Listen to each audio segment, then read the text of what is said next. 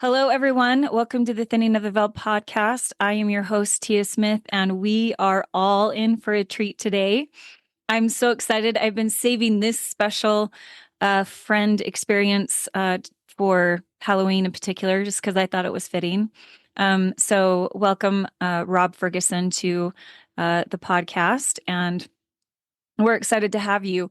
I would say about this Thinning of the Veil experience that it is hands down the most unique experience that I have ever heard.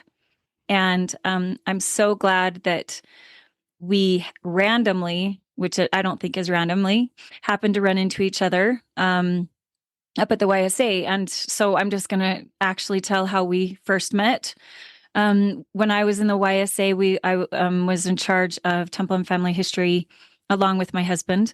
And in similar to Tara's experience, we tried to gather all of those people that were in charge of family history in the wards together. And Rob was put into a bishopric of the 29th ward and was put over family history. And Rob, I think at the time, if I knew how involved you were with family history, I would have been a lot more nervous teaching those classes.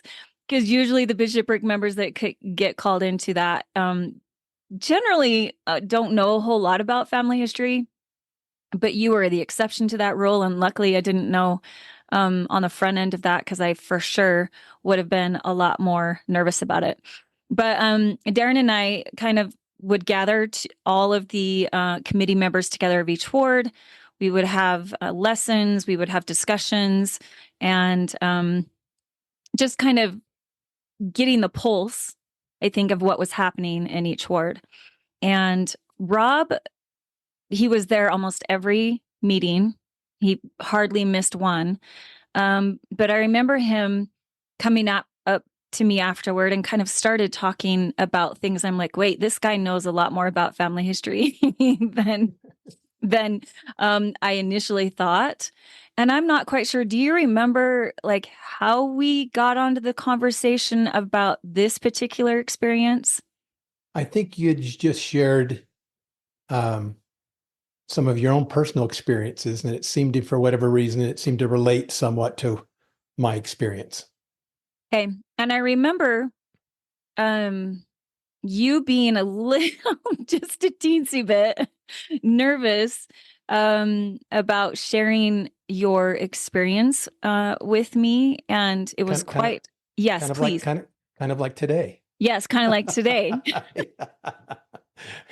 Well, this is the funny thing is we've had so many conversations about letting go of the fear of what people might think of you. And I understand that wholeheartedly, because I had the same, and maybe continue to do so to a certain extent, the fears about sharing these experiences. But I didn't realize the extent until you invited Darren and I over to the house with you and Jill, and kind of let us know the whole experience. And I was blown away. And I remember saying, you've got to testify of these things. If Heavenly Father and the Savior are urging you to testify, this is one story that needs to be told. And so I feel like kind of after that, the floodgates opened maybe a little bit, and you got called on a mission. Unfortunately, you got called out of the bishopric because you were going on a mission to Nauvoo and to the temple there, and the rest is history. So maybe first introduce yourself, and then tell us a little bit how you got involved in the Gathering of Israel. Rob Ferguson. I'm retired. I'm 65. I live in Hyde Park, where you live. Yeah. Hyde Park, Utah, which is northern Utah. I've been married for 44 years. Met my wife at BYU after my mission. And we have 4 children, and we have 10 grandchildren. And as you mentioned, we just recently returned from our mission to Nauvoo. We were there for 6 months, serving in the temple every day in Nauvoo, which was just awesome. Yeah. And then we recently received our call, actually about 10 days ago, called to the London temple for 12 months where we'll go there the first week of February and we'll serve for a year, and we'll be in the temple every day in the London temple. And we're I'm really excited about that. so jealous. Honestly, we had this conversation a little bit before. That would be my go-to place where I'd want to go, because everyone knows that I have, again, this fascination with England and even more so Scotland. And I just found out that you are also of Scottish descent. We probably feuded each other on the Well, Ferguson, I think they pronounce it Ferguson or something like that. That's the Scottish way. And I have done a lot of research in England. I've been to the parishes, the Mitchell Library. Yeah. I've gone in and gotten old books with the white gloves and looked through poor law records, and that's just been exciting. And I've got a lot of relatives in England, so we're also excited on my P Day. I'll do some sleuthing in England for some of my relatives. Well, and maybe eventually someday you and I will end up in Scotland Temple serving together when it eventually gets built. Yes. So that's really, really awesome. So tell me, why in the world you would get involved in family history work? Like, and what age were you? Like, what was the impetus for you being involved in that? I think my first exposure to family history genealogy is when I was 13 or 14 years of age, living in Northern California. One summer day, on summer vacation, my mom asked me, "Hey, come with me, Rob, to the stake center, and I want to work on some genealogy." And I reluctantly agreed to do that. And she had me fill out family pedigree charts, Yeah. which I'd never even seen before, and she showed me how to do it. So I remember putting in Robert Ferguson, I put my birth date and I put some information in, and then I filled out my parents' information. And then I started to fill out information about my grandparents and great-grandparents, and I didn't know them at all.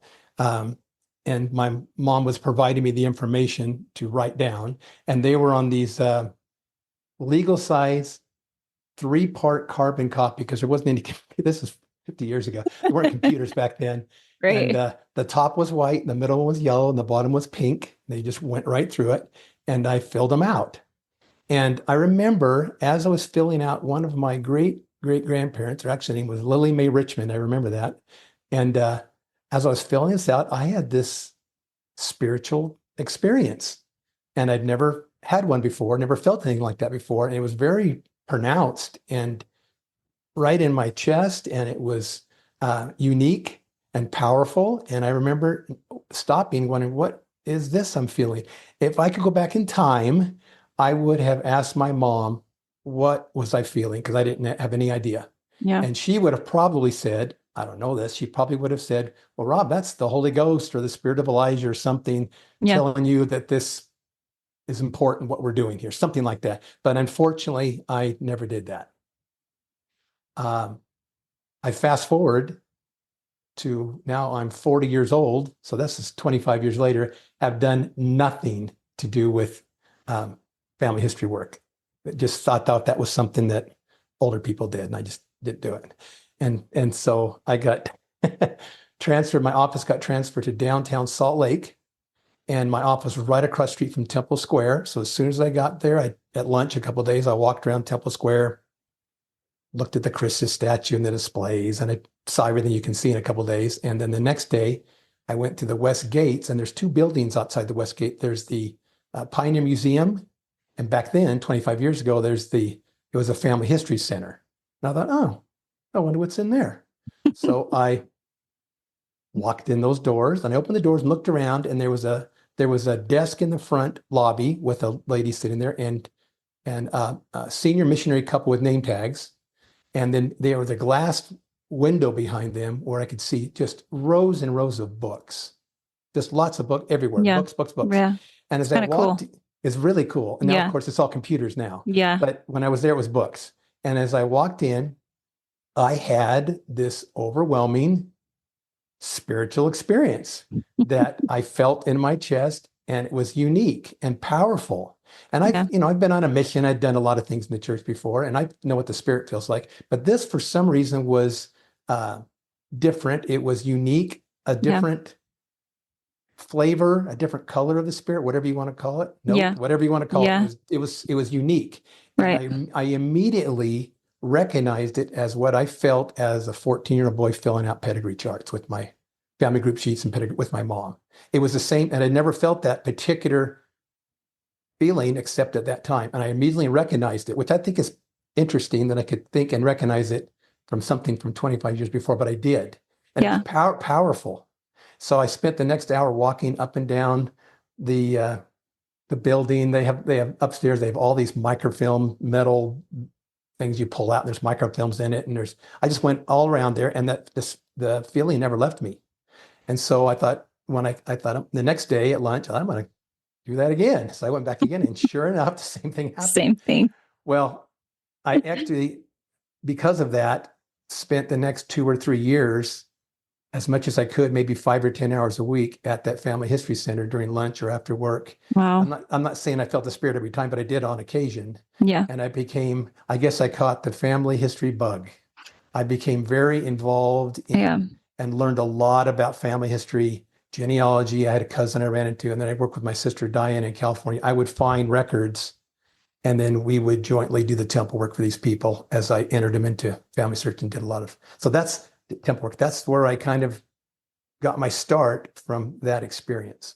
I think it's so cool that it wasn't necessarily the work that enticed you to go back, because filling out pedigree charts can actually just be so cumbersome, but that there was the spirit of Elijah, right, that permeated every time, and that your spirit could bring that to your remembrance, and that familiarity that you have with not only the Spirit, but, this work of the gathering of Israel. I have always said it has a certain revelatory feel to it that you cannot experience otherwise. Like, if you're not involved in the gathering, you just won't be able to have this particular kind. And for lack of a better word, I think it's the spirit of Elijah. And it becomes this impetus for you to put in the sacrificial work that it requires, and it feeds off of itself, and it becomes an addiction. It's a good addiction. Yes. Most of the time. But it's just one of those things that has astounded me every single time, because once I feel like maybe I'm done, I'm never done, because that feeling keeps coming back, and I'm like, okay, there's more people that I've got to find, and there's more things that I've got to do. And it's just this beautiful, I think, gift from our Heavenly Father that allows us to feel in a certain way his feelings towards his children. And I think that's what's so special about it, is that spirit of Elijah helps you to feel the love that Heavenly Father and the Savior have for your ancestors in particular, pertaining to you, and just opens your heart up to this work. And it's just, I've always said, like, to anyone that's in that calling, right, the family history calling, if you can invite the spirit of Elijah, it will do the heavy lifting every single time. Because once people feel that spirit, it's a done deal. So as you were going through the family history library and doing all this work, and you just get set on this family history path, you said you were having some experiences and some unique revelatory experiences that kept bringing you back. The particular experience that we are going to be talking about today, what was the preface for that happening? What was happening in your life at the time that was, I guess, introducing or going to introduce this very, very unique thinning of the veil experience? So I think I mentioned this, I'd done quite a bit of work for about 2 or 3 years. And in that process, it's just different back then. There was microfilm and books. It wasn't like it is now. You can't just index and look on Ancestry Thank or goodness. Find My Past or My Heritage or whatever. It just isn't like that anymore. And so I'm going, and I got these microfilm, and I'm rolling through you have all these readers up there. It's just old school stuff. And but in that process, I did have a lot of individual experiences where I felt like I had some help finding certain records. And when I did that, I entered those in and I did the temp work for them. And again, my sister helped me do that. And that kind of kept me going for maybe a year and a half, because I had quite a bit of success. Right. And then at some point with the old records, I kind of ran out of good census records and birth, you kind of go through all of them at some point because you're Yeah. looking at different areas at least I was in certain lines. And I was focusing on the Fergusons in Scotland and that particular area. And I just wasn't, I wanted to go further back and I was just not having success getting any further back. And I got frustrated with my lack of success. And I can remember one night being at the Family History Center, and I'd been there for a couple hours, and I'd already spent about 2 months looking through some of these different particular lines, and I just couldn't find nothing. I guess I'd got all the low-hanging fruit was gone. And so I remember sitting there, I went through a roll that I thought might be helpful, of course, nothing. And I got mad, maybe? Yeah. Upset. Frustrated. Frustrated is probably a It better happens. word. Yeah. It happens in family history. It happens quite a bit. Frustrated. And I felt dark inside. I really did not feel good about it. And so I said, this is dumb. This is a waste. I'm not doing this anymore. Yeah. And it's just a waste of time. So I got in the car, came home, and my wife was nice. My wife met me at the door, and she could tell I was upset. And she goes, "You okay?" And I said, "Yeah." I says, "I'm just not doing genealogy anymore. It's a waste of time. I need to be spending more time with my family, not with dead family that I can't find and I can't find them anyway. And I'm not going to do it anymore." And then she said, "Okay, I can see you're upset. Here's what let's do. Why don't you just give it a rest for a couple months and then look at it again fresh in a couple months?" And I remember going, maybe. And then I just went and sat on the couch in my unhappy state. Well, and let me just say real quick before you get into it that there is a pattern that we get to in these experiences, that sometimes we experience huge opposition right before we have those really powerful thinning of the veil experiences. And I felt that exactly very distinctly. Yeah. Dark inside. I felt terrible. It's really hard to describe how I don't feel like that. I'm a very it was not like that. Yeah. I agree with what you just said. That's exactly what happened. But if you're having that, just recognize that is coming before some really cool experience that's happening, or some really revelatory experience or something, because Satan clearly doesn't want you to continue doing this work. And just like patterned in the scriptures with Joseph Smith, there was always this the dark opposition before these revelatory lights that came. Yes. In fact, it's interesting as I think about it. I felt so bad. I even called my dad up, and he lives in California, Fresno, with my sister. And it was like 8:30 at night. And I don't call him that late because he was old. He didn't go to bed really early. But he had just walked in from the temple, actually doing some temple work with my sister. And I actually felt a little better after talking to him for a few minutes. That's awesome. Feel quite as dark. Yeah. Well, and it's always helpful to, I think, share and be honest where we're at with these experiences, because I feel like we can lift others in those times of opposition in their lives, for sure. And hopefully this podcast is one of those enlightening times to help lift others through your testimony of what happens, because what I like to do is share everyone's different thinning of the veil experiences so that they can get an idea of what it could look like in their life. Now, to be fair, I have never heard of an experience like this particular one that you're going to share, but that it does exist is completely evident because it happened to you. And it's so powerful. So tell us a little bit about, so you were struggling, you had finally just decided, I'm not going to work on family history work anymore. And those out there who have walked away frustrated, your wife gave such good advice in saying, okay, put it down for a second and then come back to it. Right. Yes. So that was the preface. So what, I guess, tell us about the really cool, unique experience that you had.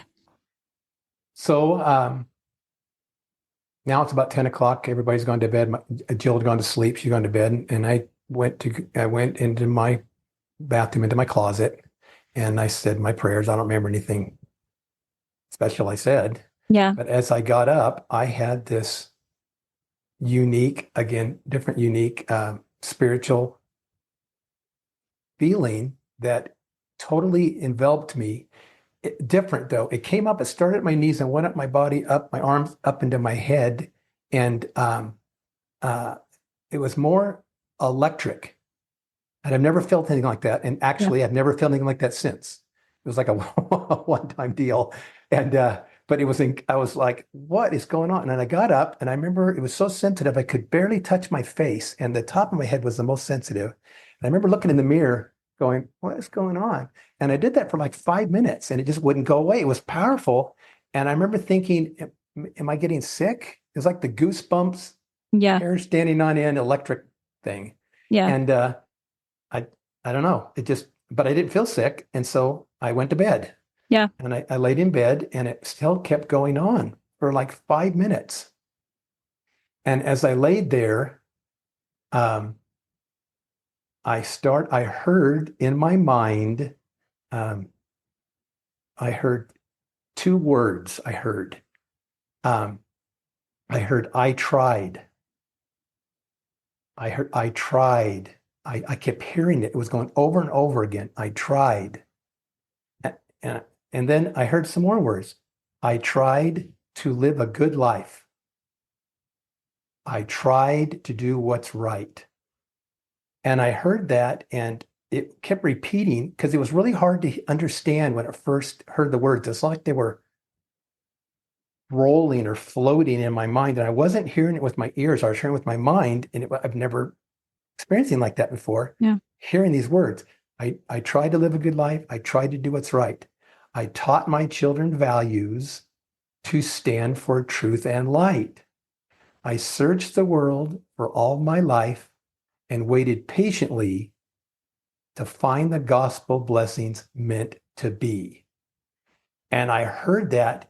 Now I summarized it. I would hear it, and then more words would come. Then I would hear that, and it kept repeating. I guess so I would get it. Yeah. And I'm like, what am I hearing? Because I'm just hearing differently than we're hearing right now. It's just Right. different. Yeah. And what does this mean? And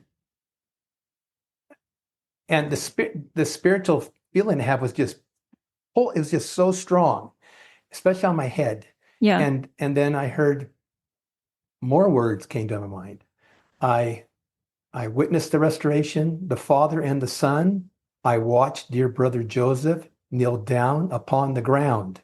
The gospel sent to all the world in its entirety, blessings sent to others, but not me. So here I wait, there's more words that came, and watch and pray. My temple work will be done someday. It's up to you, my child. So please recall your family chain extends beyond these walls. I wait, I wait, I wait. I can remember when I heard your family chain extends beyond these walls. I remember going, what does that mean? What walls? Yeah. And then I could feel like, okay, someone is talking to me. I never felt like anybody was right there next to me. It Yeah. more felt like someone from a long ways away was talking to me to my mind. Yes. Yeah. And Yep. I was like, what is going on? And so I didn't know what to think about it. So I turned on my bedside light. Jill's still asleep. And I had a drawer there and I had a pad of paper. And I thought, you know what? Maybe I should write this down. That's a good thought. 100%. Hey, maybe I should write this down. And so I took out a pad of paper, which I had in there, and a pen or pencil, whatever. And I started to write out, I tried to live a good life. I tried to do what's right. And I started writing this out. And I Yeah. got about the first part done. And I looked at my handwriting and it was just horrible. I was writing in cursive. It was horrible. I can't even read my own writing. And I thought, I'm not going to be able to read this. So I thought, what I'm going to do? I'm going to go downstairs and type it up. then I Okay. can read it. That's Went awesome. downstairs, booted up the computer down in my basement, typed it up. And I thought Yeah. that was it. Right. Here I wait and watch and pray. My temple work will be done someday. It's up to you, my child. So please recall your family chain extends beyond these walls. I wait, I wait, I wait. I thought that was it, Right. but that wasn't it. And then more words started to come. And except this time they weren't repeating. I was getting a little bit repeat. I think I was more locked in or whatever, Yes. more 100%. aligned, so to Yeah. speak. I was Yeah. getting it, what was happening. It didn't happen that way at first, but I did. And so what happened with the next part, I would hear a line or a part of a line, and then I would type it up. And then when I was done typing it, I would hear another line, and then I would type it up. And that's the way this next part came. So I want to make sure I don't mess the words up. And so here's what I heard next. Okay. I know that you are busy. You've got so much to do. It's tough to raise a family. I know. I tried it just like you. So much to do, so many cares. I pray that you will see. You must never forget your heavenly family. I've watched your mortal sojourn. I've observed you from above. I saw you grasp the gospel, have blessings which you love. Blessings from on high, I know you have received. Those same blessings I know are also meant for me. Yeah. And I remember when I heard the words, I watched your mortal sojourn, I've observed you from above. I saw you grasp the gospel. That hit me because I was thinking, wait a minute, is someone watching? I stopped and looked around and went, is someone, it kind of freaked me out. Yeah. Like, who is watching me? What am I hearing? What is going on? I was just kind of like blown away. I just couldn't believe it. A And lot to take in. yeah. And I'm starting to, before I was just hearing the words, now I'm hearing it and I'm hearing it more clearly. It's coming quicker. And I'm also starting to understand what this person is saying to me. Yeah. And at some level, I can also now feel the emotions Yes. of the person who is communicating with me. Right. I feel the unfairness that this person didn't get the gospel. Right. The almost the unfairness that you've got the gospel, your family, but I don't. I could feel when she says, when this person says, so here I wait and watch and pray, I could feel the passion of waiting, Yeah. watching and praying, and a little bit of the confidence that maybe I can help this person. It was just weird to feel this, have the Spirit come on you and to understand it, and then feel the emotions and hear these words in my mind. I'm just like, wow. Well, It was like a sensory overload. exactly. And I think for this particular experience, and as you keep sharing it, when you have a revelatory experience that includes at least one, but if not more of your own senses, where you can feel, but you can also hear, sometimes you can see, that experience becomes so much more understandable, because it's not just words being told to you, you're actually feeling it, right? And I think with Yes. family history, these thinning of the veil experiences become a more complete set of revelation, because it includes more than just one sense, right? And you can Yes. understand it more. Yes. It's just an amazing thing, because when I've had those, especially those feelings of knowing what they are feeling, oh my goodness, like you don't want to waste time and try not to help them, because you suddenly don't just logically know, you feel, and Yeah. that makes all the difference. And So I think this was from a sensory part. yeah. It came in degrees, in parts. I'm Mm-hmm. first hearing it, I'm understanding it, I'm feeling the senses, Yeah. and then the last part came, the final part, and this came a little differently. Okay.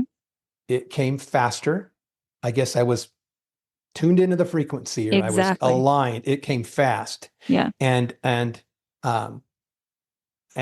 as I heard the words, I would type them. And I'm a pretty fast typer, but they were coming fast. Yes. So fast that in some ways I couldn't keep up with as they were coming to me. It was like I was taking dictation at this part. It was anyway, I was typing fast, and there was 3 lines in my last part that I got that the last word I didn't get a chance to put in. I would hear the sentence. I'm typing as fast as I can.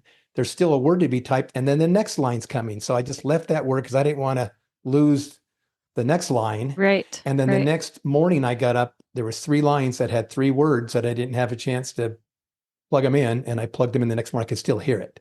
But Awesome. as I heard the last part, I noticed at some point that there seemed to be, the words seemed to be rhyming. Hey, these words are rhyming. And then I could start to feel a little bit of a beat or a rhythm to it. You know what I mean? Yes, so totally. I wait and watch, and then I'm like, wait a minute. And then at some point, as I heard the last part, it really kind of changed from words I was hearing to singing I was hearing. So it's amazing. It's just what it is. So I'll just take the last part. So as you explain this, I'm going to put this up because you tell well, us. Hold that for a minute until I do the last part. Okay. And then we can come to that, I think. Okay. So the last part I heard was, I pray that you'll do research and find my birth and death. They're recorded in life's records. You just have to hunt a bit. My death, my birth, my marriage date are all right there. You'll see. Submit my work and seal eternity. I've now been taught the gospel. I know that it is true. I've taught my family and my friends, and now we wait for you. You're just the one to do the work as we wait patiently. Find us and turn the children's hearts to me. And then the last part changed from singular, like to a more plural. Yeah. So here we wait and watch and pray. Our temple work will be done someday. It's up to you, my child. So please recall, your family chain extends beyond these walls. We wait, we wait, we wait. And you can maybe. I'm going to you want me to share it now? I don't know. Let me say one more thing before, because it was really interesting at the very end. And by the way, as I heard that last part, I'm just emotionally overcome. Oh, I'm sure. Because I'm understanding it. Right. What this person wants me to find their temple records, do their temple work. I get that now. And somebody's talking to me, I can hear it. And the way I was hearing and the feeling I was feeling, and then I could hear music.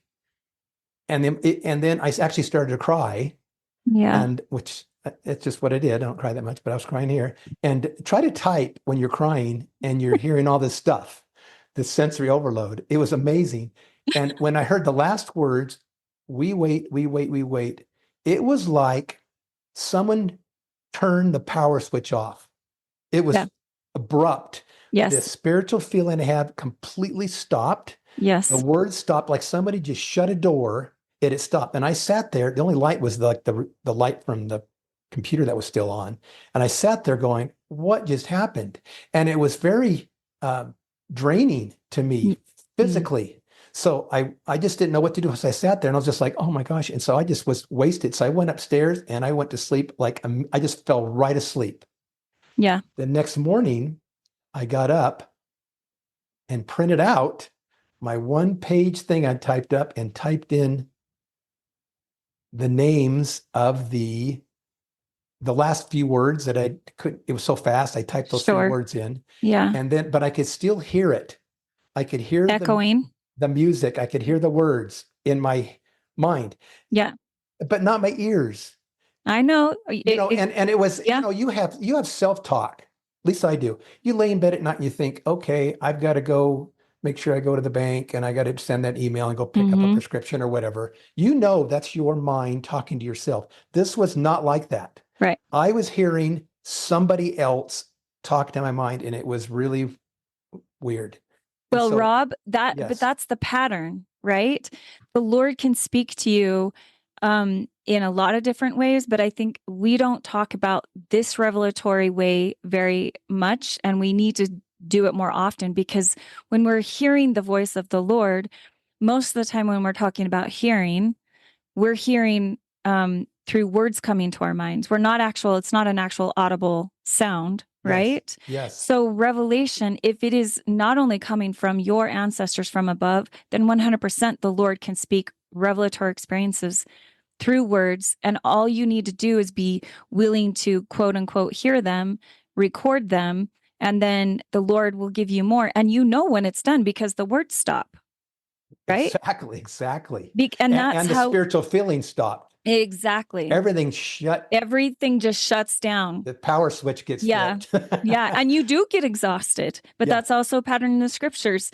You know, when Joseph Smith was having those early revelatory experiences, he would have to like take a minute afterward to just recover from it, because we're not used to being at that high level of interactions with, the other side. Yeah. So I think it's glorious, actually. So I got up that morning and I could hear the music in my mind. And I'm not musical, as you know. I don't play any instruments. I don't know anything about music. I can't read music. I'm just not musical. And so, but we have a piano because my wife's musical. Yeah. And Jill had been teaching my son Brad how to play the piano. And she had this template that went over the keys of our piano that would be like A, B, C, D, E, F, G, whatever the letters are, whatever the notes are. So you can know which one was C. Right. And so I got up and I could hear it, and I took out my paper that I printed and I started to pick out the notes I heard. I tried to live a good, I could hear it. I tried to do what's right. And I could hear, and so I found those notes on the piano, and then above the word, I put in the corresponding note letter, whatever you the letter. That, and maybe you could show that. And that's what I'm going to show it. Okay. Let's just see.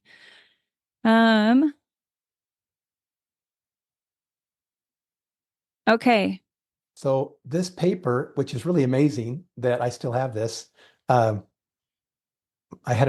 this was 22 years ago, and we had some computers that my son had saved the hard drive from that long ago and was able to print this out. I can't believe we had this, but I typed up the words, and then above it, I plugged in the G, C, C, C, D, whatever those notes are that corresponds to the musical note, and I plugged them in.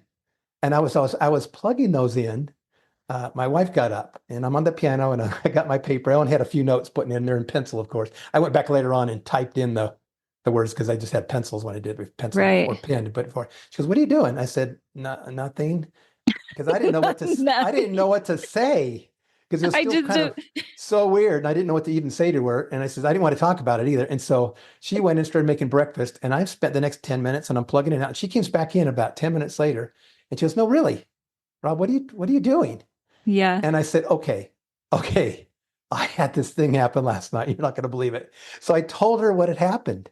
And as I was telling her this stuff, I kept saying, she said this, and she said this, and she said that. And so my wife said, so the person that was talking to you was a woman, a female. And I paused for a minute because I didn't realize until that time that it was a female voice, because you would think, okay, that's obviously going to be a female voice, but not the way I was hearing it. I wasn't hearing it with my ears. So it was different.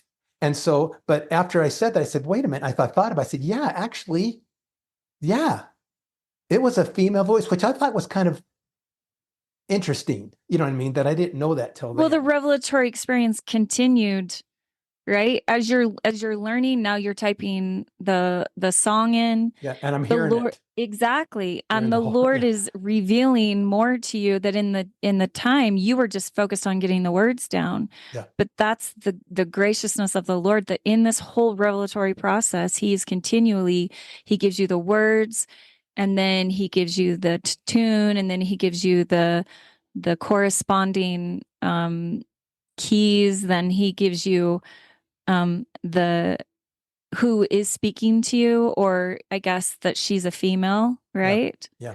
So I think that's awesome that even in like the initial revelatory experience, we need to be aware that the Lord can reveal more about that revelatory experience as we go and as we ponder on it. Yes. So I finished putting those notes in, and I just kind of kept to myself. I didn't want to tell anybody, Yeah. just because I just didn't want to tell anybody. I think they would think that was too out there. And so, um, but I did feel the desires of this person to find their work. Yeah. The problem was there's nothing in this song that says who this person is. Right. I mean, I thought to myself, what, instead of having this whole thing with this music thing and the whole thing, Yeah. just say, my name is Tia Smith and was born in London in 1840 and I died in 1864, and go find my records. And you know what? I'm a pretty good researcher. I've been doing You it would for have a found it. lot of years. I would have found Yeah. it. And you know what I would have done? I would have done her temple work. But Right. that's not what happened. So that was a little frustrating. Go back and look through your family trees and you'll see thousands of potential lines and people to work on. Yeah. And if you don't know who it is, it can become frustrating. So I Right. started my search. By the way, and I've been searching for 22 years, have not found this person, I don't think. But I started my search to find this, and I didn't want to tell anybody about it. But I did tell the bishop. I was in a bishopric. I was the executive secretary to a bishop. And I told him, and he told his wife, who's the choir director and musical like my wife. And she came to me one day and she says, wow, I just learned about this. This is kind of amazing. I said, yeah, I didn't want to talk about it. I don't So want to talk about she it. says, you ought to make that into a music piece or something. And I said, well, how would you do that? She goes, well, you already have the words and really you have the melody. Could you put those letter note things on top? Yeah. And I know a lady I was in Kaysville, Utah, and because I got a lady that could take that and she can do an arrangement and make a music piece out of it. And I said, oh, okay, that'd be cool. So she did, and she gave it to me. I made 20 copies, Mhm. and I didn't want to show those to anybody, but I did, unless it was somebody that I really trusted, knew me, so they Yeah. wouldn't think I was too Cuckoo. cuckoo or weird or something. And so Yeah. I'm not supposed to say that, too unusual experience. And Right. so I gave them to my sibling. I have seven kids in our family, and my parents, I think my in-laws. I gave a couple to my people in my ward, a couple neighbors, and a couple of people at work. And that's it. I only made 20 copies. And I told them, do not tell anybody about this. It's just for you. Do not make copies of this music. This is just for you. And I assumed that was the end of from a music standpoint. I sent one to my sister, Diane, because she's the one I've been doing a lot of research and temple work with. She lives in Fresno. Well, she called me one day and said, you know, Rob, I know I wasn't supposed to share this with anybody, but I did. I've been doing a lot of that temple work in Fresno, and I've got really close to one of the members of the temple president. He's a sealer. His name is President Thomas. And I told him about it, and he wants to call you and talk about it. And I went, oh my gosh. So he called me. He was a really nice man. Yeah. He was a counselor, and he would ask me stuff like, Rob, I'm a music person and I'm a temple person. And so, first of all, why did you use these words in this play? And I said, I don't know why. I didn't write it. I wrote it down. It's just what came to me. Yeah. Oh, okay. We talked about some of the different words. Then he said, why'd you use these musical notes? And I said, I don't know. I'm not musical. I wrote it down. That's what it was. We I'm talked just about it. dictating. I'm just dictating what happened. And he goes, well, this is amazing. Do you care if I would to tell a few people about this? And I said, he's in California. I'll never see him again. I said, that's fine. And that's the last conversation I had with President Thomas in the Fresno Temple. And that's where I've left it. Over the 20 years since then, I've shared this with maybe 3 different smaller groups that I felt like it was okay to share it with. I felt Sure. comfortable with. One of them was our YSA kids. And I was okay with that because a lot of them were in my ward and I knew them for year or two and I was close to Yeah. them. And I thought, okay, I'll share this. But that's really all I've talked to. The music has been in my drawer for 20 years. And I thought it's just for me.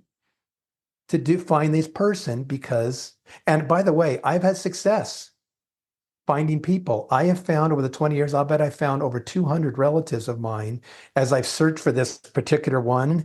And I always thought when I find this one, she's going to come to me and say, yes, you did it. It's me.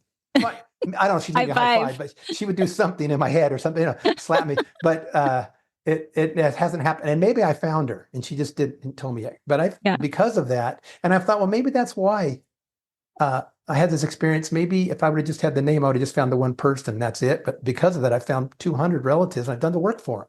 Yes. And maybe that's why. And maybe it's a song because it'll remind me to keep doing it. That's what I always thought. And it was for me only. You're just the one. I've watched you. And that's why I shouldn't share this with anybody, because it's just an experience for me to find this lady or family. That's what I thought. And here we sit. That's what you get for thinking, because and I went to Nauvoo, right? Yeah. Well, and that's the thing though, is when we were in the YSA before you went to Nauvoo, we had this conversation, and I was blown away because it validated some of my experiences, right? Because when you're sitting and having these experiences, you're like, oh my gosh, like, what are people going to think about me? 100% it's not you though. And you know what's happening. It's very, very clear. It's a powerful faith promoting experience for yourself. But what I started realizing, and this is the conversation we had that day in your house, is that there is power in the testimony of other people testifying about the gathering of Israel and the thinning of the veil, because it gives, I guess, that much more courage for people to pray for eyes to see those thinning of the veil experiences that they're having in their lives. And I remember just saying to you, Rob, you've got to share this. This is amazing. And what was my response? I'm trying to remember. No, I don't want to. Yeah. And I was like, no. And I was pretty convinced I really wasn't going to do that. Yeah, but I'm also pretty bullheaded. We're both bullheaded. So this was quite an interesting conversation. Yeah. But I remember you shared it with your YSA, and I thought, okay. And the power that I heard personally from the YSA kids after you shared that experience, because it was just this cool. We had your daughter come in and sing it, and sang the song. Yeah. Yes. Yep. And it was so powerful for those. So fast forward, you've shared it now a little bit more, right? Then you go to Nauvoo. Yeah, and that's part so B of now the cool thing is there is a rest of the story, right? To this. So tell us a little bit about that. Well, we got called to Nauvoo to be temple missionaries, which is basically and Nauvoo is a busy place in the summer. They call 37 couples there. 30 of them are there for 6 months, and 7 are there for a year. And they do this 6 month because that's when all the people come during the summer. There's pageants that are there, reenactment, pioneer stuff. And people want to go to the temple there, the Nauvoo It's really temple. cool. Yeah. And so there's a lot, and they don't have a lot of local workers there, so they have to bring them in. So we got called there, and we're in the temple Tuesday, Wednesday, Thursday, Friday, Saturday for 7 hours, and we just do different temple assignments. So we got there, the first 6 months, my wife and I already been ordinance workers, but they're still training. Every temple's different and how they flow and how they do things. And so we had to learn how you do it the Nauvoo way, which is the right way for them. And we learned the processes. And then after about 6 weeks, you would go there, and then you would get an assignment card. And that card would say, okay, here's what you can be doing for your 7 hours. They're in 1 hour blocks. In that temple, it's 1 hour block. And you might be 1 hour, you might be in the baptistry. An hour, you might be doing ceilings. An hour, you might be folding laundry, whatever. You're just whatever you need to do. They have an assignment there for every hour. And so we've been there about 6 weeks, and my wife got her assignment. And her assignment was one of her first ones was doing a ceiling assignment. And the way that works is you go to there's not patrons there yet. People aren't coming yet. So they're just ordinance workers there pretty much. And you go into the ceiling room, and there's the sealer there. And you have to be 2 women and 2 men, and then you do proxy ceilings, which is what happened that day. So she got there, she went in, Brother Johnson was the sealer. There was a lady there, Sister Dill was an elderly ordinance worker that was very quiet and doesn't say anything. And she's very, very sweet though. We'd never met her before. And my wife was assigned with 2 brothers that were assigned. And then Brother Johnson, the sealer, said, we're going to wait a couple minutes until these two more brothers come. Okay. Everybody said, okay. Yeah. Well, Sister Dill, who doesn't say much, she's quiet, said, do you care if I say something before they come? And, oh, that's fine. Yeah. Because I just want to tell you how important I feel like these ordinances are and what they mean to me and why I'm an ordinance worker and an experience I had 20 years ago that I want to tell you about. And because it's my driving force. And he said, well, sure, Sister Dill, tell us the story. She said, well, 20 years ago, I was a new convert, a new ordinance worker, and I was working in the Fresno temple. And I have been doing some sealings, and I got to know one of the members of the temple presidency really well. And his name was President Thomas. We became friends. And he told me of an experience that he just had. And he goes, I just had one of the sisters that comes here a lot and does a lot of the temple work. I've got to know her very well. And she told me about an experience that her brother had back east, which I guess Utah's back east, where he had an amazing experience where an ancestor of his came to him and talked to him in his mind, and it was a song, and told him how important it was that he find her and do the temple work for her. And he talked about it a lot, and the musicality too, because he's a musical guy. And she became very interested in it. Wow, what is this? And he says, let me show you. And so he actually gave her a copy of the music, and which anyway, he gave her a copy of the music. And I'm not going to talk about that, but that's what happened. And he went so far because she was so interested. He went and made a cassette recording of him playing the piano, singing the words of this music, and gave her the cassette. Wow. Well, she worked there for 5 years, and then she moved to Nauvoo. And has been there for about 15 years in Nauvoo. And then she's saying she's saying in this meeting, I got this music. He told me about it, and it's been the driving force. It's helped me to cause me to be an ordinance worker for all these years and to do a lot of family history and temple work. And I know I have family members waiting for me to do temple work for them. That's been a driving force. And the last words of the song are, we wait, we wait, we wait. And I know I have family members waiting for me to do temple work. And my wife is listening to this, and she's just like, what is going on? She doesn't say anything because she says I was in a state of shock. Right. And so she goes, this can't be happening. And so, sorry, this mic. And so she finds me and says, Rob, you are not going to believe what just happened. I said, what?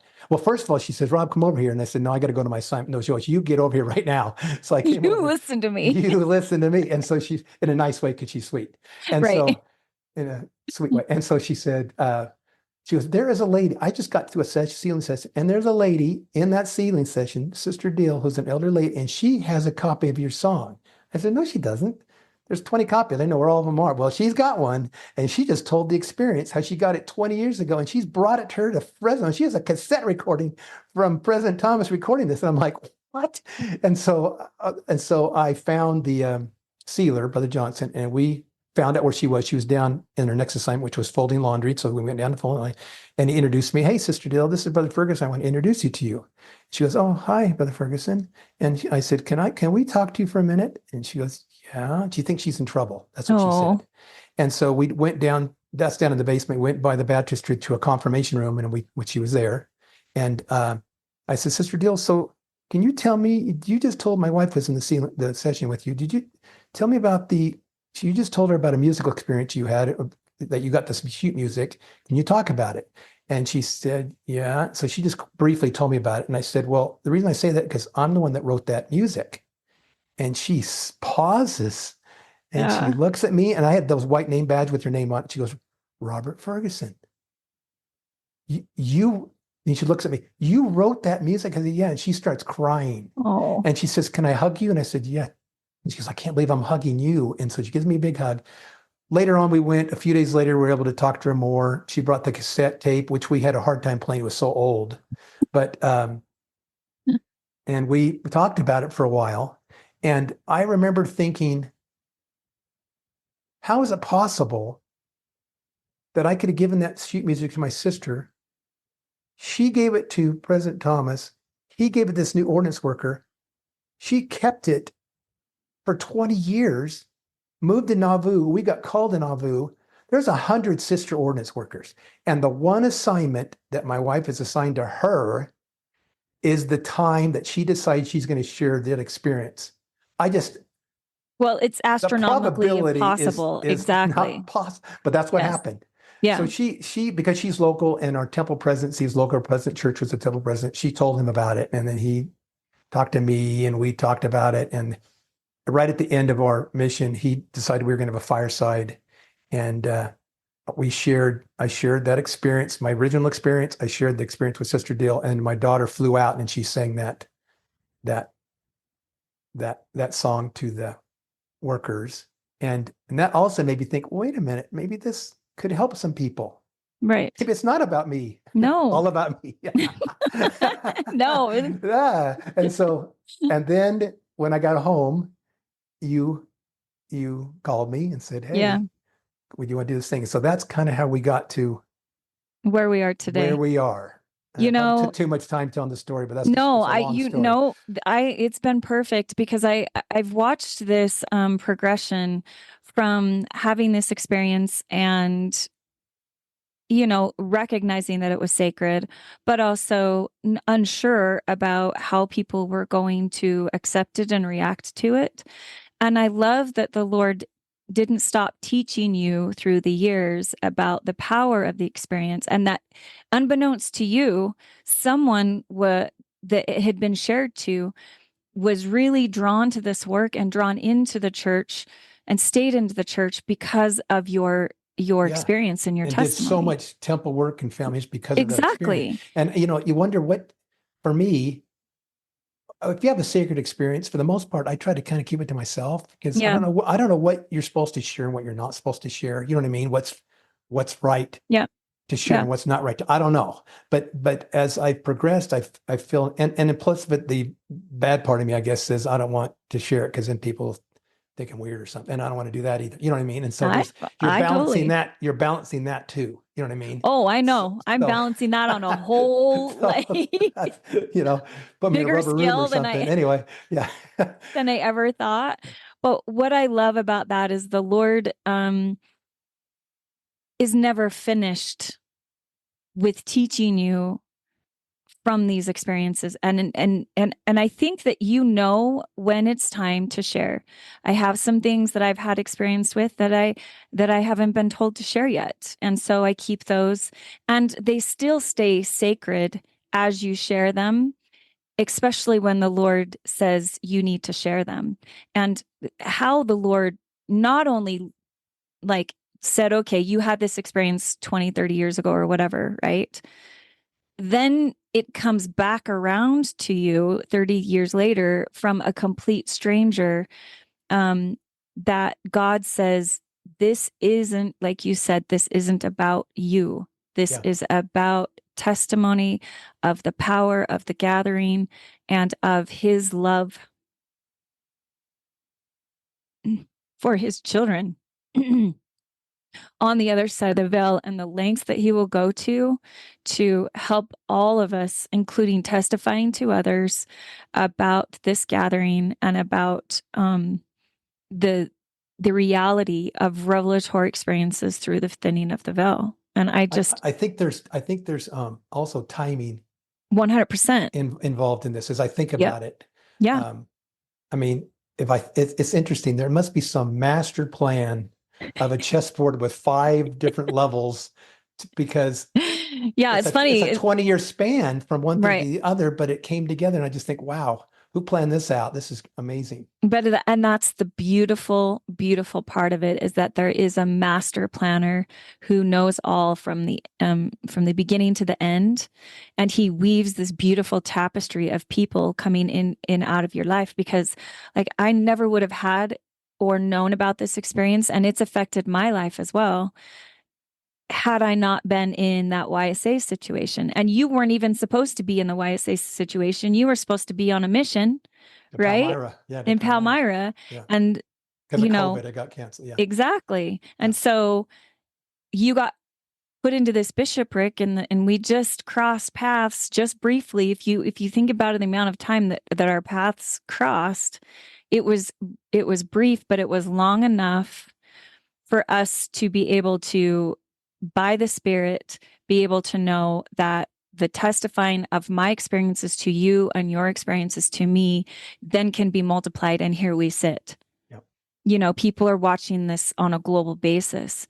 So I guess now your Band-Aid is torn off. You've been able to have these experiences. So what has been the most powerful lesson, though, that you've learned from this experience? And I guess we have to say, too, you haven't necessarily found who this ancestor was, right? That was singing to you. I might have. You might have. You're not sure. It could be one of the many that I've found. I just haven't got anything that says, okay, you found me, kind of a thing. Right. So I just keep looking, and it's Yep. interesting. The search part, I'm a decent researcher. After 20 years, you get pretty good at it. And with all the new tools, even right, the new tools that are there, even DNA. I mean, I've tried everything. Yes. To try to, and that has actually opened a lot of doors to find additional people. Right. And so, but I guess what I've learned, what I came to understand is if you summarize it, I know as much as I know anything, that I have a ancestor of mine who didn't have an opportunity for the gospel in her life. Yeah. In the spirit world, was taught the gospel, accepted the gospel, and now wants the ordinances of the temple performed on her behalf. And at some level, I don't know what it is, she is aware of me, and then I can help her. Now, I don't think she just sits there all day long and watches me, but I think at some level, because I don't know what they do up there. You don't think she's up there eating popcorn, just watching the drama in your life? Don't know what they're doing, but I think that she in some level is aware of me, and then I can help do this. 100%. And I don't know how that works, but I think I have other relatives that are in the same boat. And I think if that's the way it is for me, it's the way it is for everybody that's a member of the church. We all have ancestors that have been taught the gospel and now they want to be baptized members of the Church of Jesus Christ. They want to be confirmed members and receive the gift of the Holy Ghost. They want to be endowed with power. They want to be sealed as families. They want that. And how frustrating it must be to be in the spirit world, accept the gospel, and have to have one of their kindred dead do that ordinance for them. I just can't even imagine that. And that's why I think the words that really come to me are, I'm waiting, watching, and praying that you'll do this for me. And I believe that to be 100% true. Agreed. And I think, because really, what else can they do? What else can they do? I think they have some, like the song, some level of influence. Well, I know when I've done a lot of research, I've had some things happen. Right. That, like, oh my gosh, I just had some help, kind of. Right. That's another thing. But I think they have some influence, but I think it's pretty limited. Yes. Well, and the hard part is that they're not here physically with us, so they can't tell us. So the only way that they can get a hold of us is through the Spirit, and the Spirit works through feelings and thoughts. And if you're not in tune to the Spirit, then it's almost near impossible for them to get a hold of you, right? Or to have influence. So they pray. How in tune I am. And well, obviously, I think the part that mattered the most is that you were doing the work. I was. For a couple of years, I was very involved, did the temple work. Right. And I know that this, we'd say the Spirit makes it happen. I know the Savior is the one that makes the Spirit connection happen. It's through him that makes this happen. And I'm grateful for that. Well, and the Savior is all about finding the lost sheep. And, those on the other side of the veil are lost in a different way than maybe someone here on this side of the veil. And it is through these spiritual gifts that were brought forth by the Savior to help him in his work, because it's going to take those efforts. And I am so grateful that you decided and were willing, and I didn't have to twist your arm too bad. A little bit. You're persistent. Well, with an experience like yours, it's just one of those, I know that it's going to help a ton of people. And graciously, you have allowed, at the end of this podcast, I'm going to post the song that was sung. It's by your daughter, right?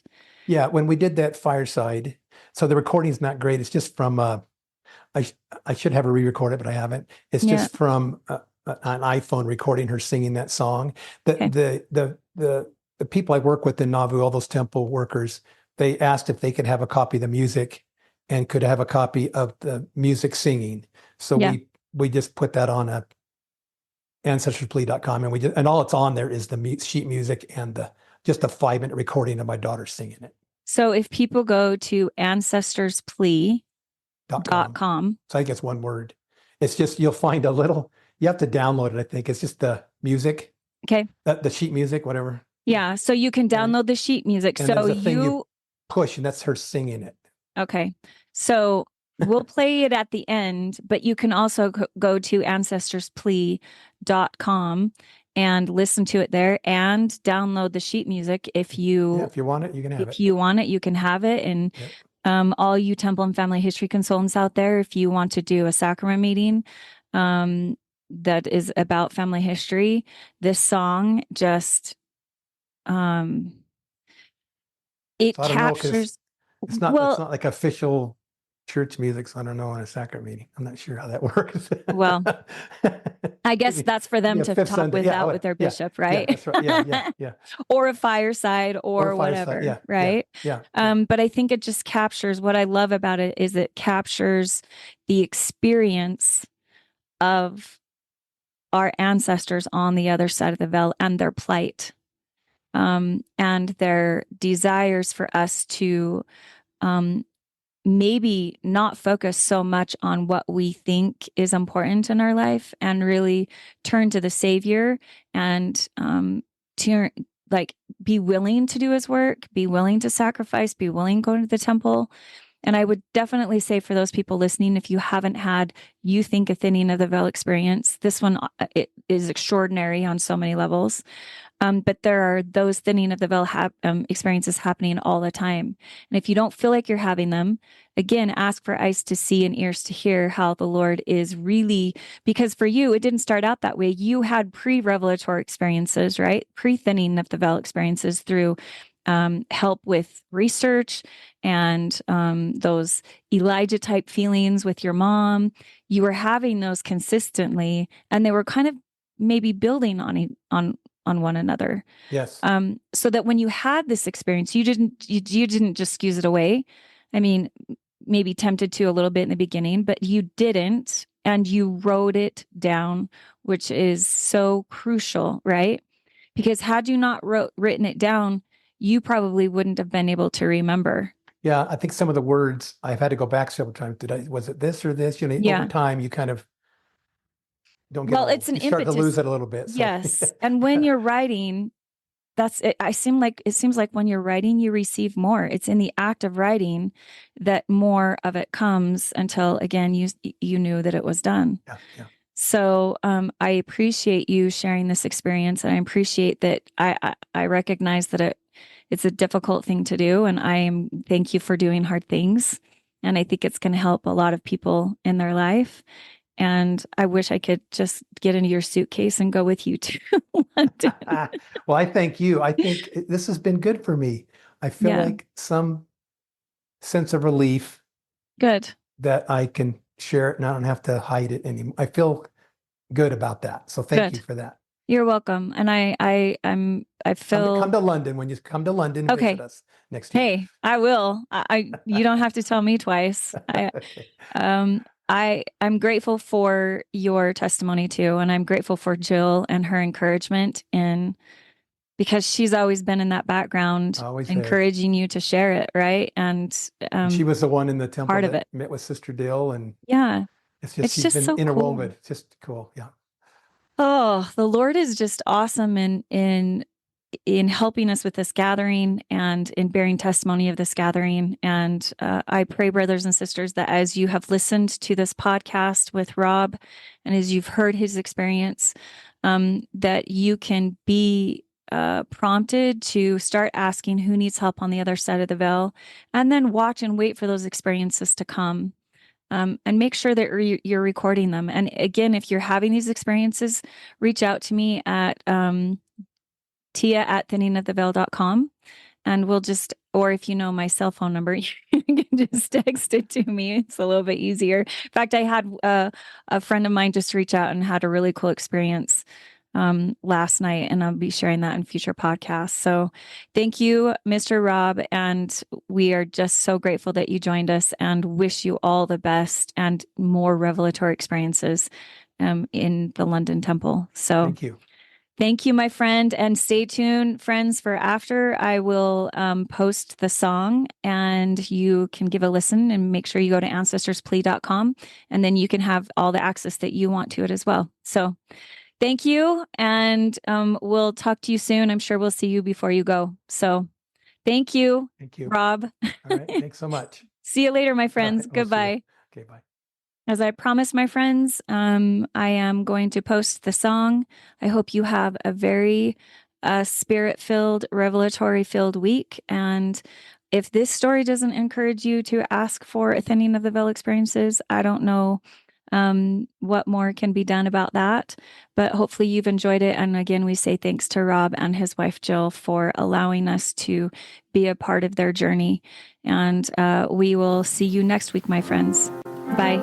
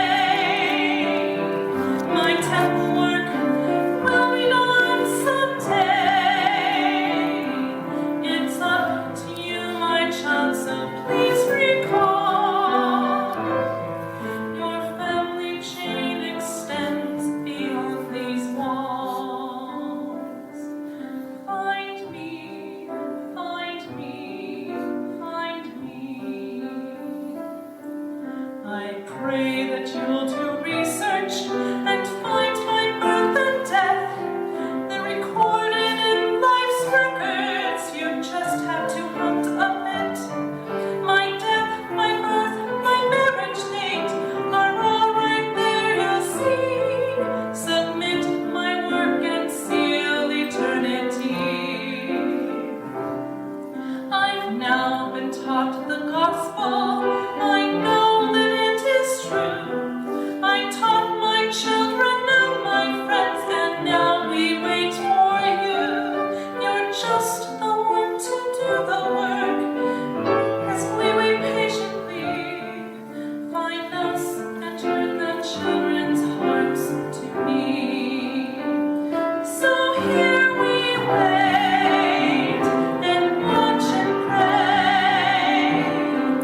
Our temple work will be done someday. It's up to you, my child, so please recall. Your family chain extends beyond these walls. Your family chain extends beyond these walls. We wait, we wait, we wait.